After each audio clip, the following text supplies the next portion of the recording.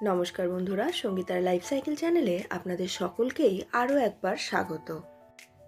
আজকে হাজির হয়েছি আরও একটি সামার স্পেশাল রেসিপি নিয়ে। গরমের দিনে এই সমস্ত হালকা ফুলকা ঝোল খেতেই কিন্তু বেশি ভালো লাগে। আজকে বানাবো ডালের বড়া দিয়ে কোয়াশের তরকারি। কোয়াশ আমাদের মধ্যে অনেকেই খেতে ভালোবাসে না, কিন্তু কোয়াশের প্রচুর খাদ্যগুণ আছে। এটি বিশেষ করে ইউরিক অ্যাসিডকে কন্ট্রোলে রাখতে সাহায্য করে, ব্লাড প্রেশারকে কন্ট্রোলে রাখে, ব্রেনকে ভালো রাখে এবং থাইরয়েডকেও ভালো রাখতে সাহায্য করে। আর এই সমস্ত অসুখগুলোই আমাদের মধ্যে প্রায় 90% মানুষের আছে। কাজেই প্রত্যেক দিনের খাদ্য তালিকায় কোয়াশ কিন্তু রাখাই যায়। আর মটরের ডালের মধ্যে আছে প্রচুর পরিমাণে প্রোটিনের সঙ্গে সঙ্গে বিটা ক্যারোটিন, যেটি স্বাস্থ্যকর ত্বক, হাড় এবং চোখের জন্য প্রয়োজনীয়। এটি থিয়ামিন ও নিয়াসিনেরও একটি ভালো উৎস। তাই আজকের রেসিপি প্রচুর পরিমাণে পুষ্টিকর উপাদানে ভরপুর। আশা করছি রেসিপিটি আপনাদের পছন্দ হবে। এটি কিন্তু অনেক পুরনো দিনের একটি রেসিপি। তো চলুন আজকের রেসিপি শুরু করা যাক।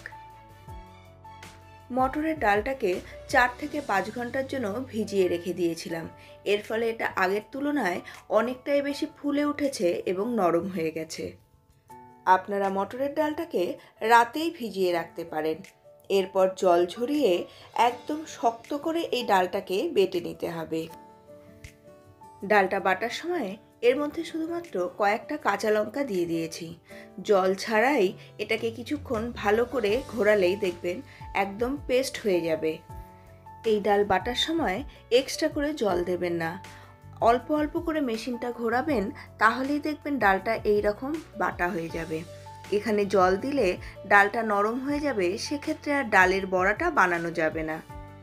আপনারা এই কাজটা পাটাতেও করে নিতে পারেন। ডাল বাটাটা দেখবেন একদম মিহি হবে না, এর মধ্যে একটু একটু দানা দানা থাকবে। এইবার ডাল বাটাটাকে অন্য একটি পাত্রের মধ্যে ঢেলে নিয়ে এর মধ্যে সামান্য পরিমাণ লবণ, হলুদ আর একটু হিং দিয়ে খুব ভালো করে ফেটিয়ে নিতে হবে। যত ভালোভাবে ফেটাবেন বড়াও কিন্তু ততটাই ভালো হবে। ভালো মতো ফেটালেই দেখবেন ডাল বাটাটা আগের তুলনায় অনেকটাই বেশি ফেপে উঠবে। এখানে কিছুটা কোয়াশ আর কিছুটা আলুকে টুকরো টুকরো করে কেটে ভালোভাবে ধুয়ে পরিষ্কার করে জলে ভিজিয়ে রেখে দিয়েছি, যাতে এর মধ্যে কালো দাগ না হয়ে যায়। একটা বাটির মধ্যে সামান্য পরিমাণ মশলার একটা গোলা বানিয়ে নিব। এখানে নিয়েছি হাফ চা চামচ জিরের গুঁড়ো, হাফ চা চামচ ধনের গুঁড়ো, সামান্য পরিমাণ হলুদ আর স্বাদ মতো লবণ। এটাকে জল দিয়ে ভিজিয়ে কিছুক্ষণের জন্য রেখে দেব। এতে মশলাটা নরম হয়ে যাবে। কড়াই গরম করে এর মধ্যে প্রথমে সরষের তেল গরম করে নেব। তেলটা যখন গরম হয়ে যাবে তখন সামান্য পরিমাণ লবণ দিয়ে ডালের বড়াগুলোকে ছোট ছোট আকারে বানিয়ে নেব। ডালের বড়াগুলোকে বেশ সোনালি করে ভেজে নিতে হবে এবং দেখবেন বড়াগুলো ভাজার সময় কিন্তু বেশ খানিকটা ফুলে উঠবে। বড়াগুলোকে একটু মিডিয়াম ফ্লেমে ভাজতে হবে, যাতে এর ভেতরটা পর্যন্ত ভালোভাবে ভাজা হয়ে যায় আর ওপরটা পুড়েও না যায়। বেশ সোনালি করে ভাজা হয়ে গেলে এবার ডালের বড়াগুলোকে তুলে রেখে দেব।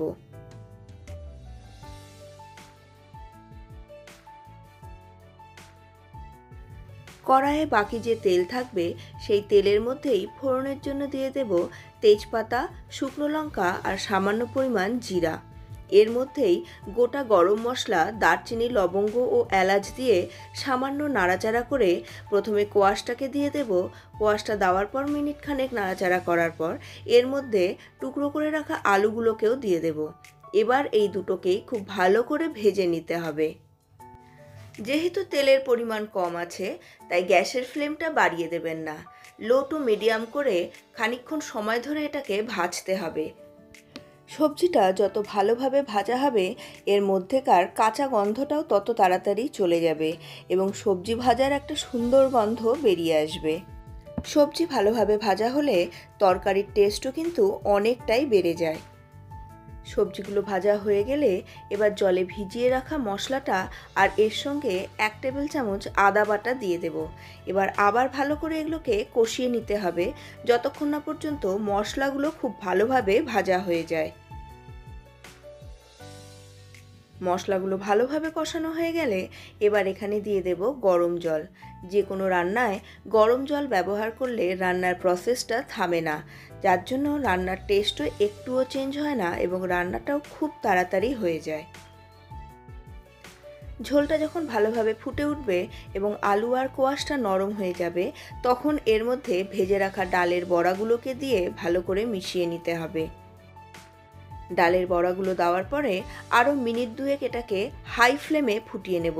এতে ডালের বড়াগুলো নরমও হয়ে যাবে, আবার গলেও যাবে না। এরপর গ্যাসের ফ্লেমটাকে অফ করে এটাকে ঢেকে রেখে দেব মিনিট 5 জন্য। আজকের রান্না কমপ্লিট। এবার উপর থেকে সামান্য একটু ঘি ছিটিয়ে দিন আর পরিবেশন করুন গরম ভাতের সঙ্গে। সত্যি অসাধারণ লাগবে খেতে। ভীষণ কম তেল মশলায় রান্না এই রেসিপিটি আপনাদের প্রত্যেকেরই খুবই পছন্দ হবে। রেসিপিটি একবার হলেও ট্রাই করে দেখার অনুরোধ রইল। আজকের রেসিপিটি ভালো লাগলে লাইক, শেয়ার ও কমেন্ট করতে ভুলবেন না। আর আপনারা যদি আমার চ্যানেলে নতুন হন তাহলে অবশ্যই চ্যানেলটিকে সাবস্ক্রাইব করে আমার পাশে থাকুন।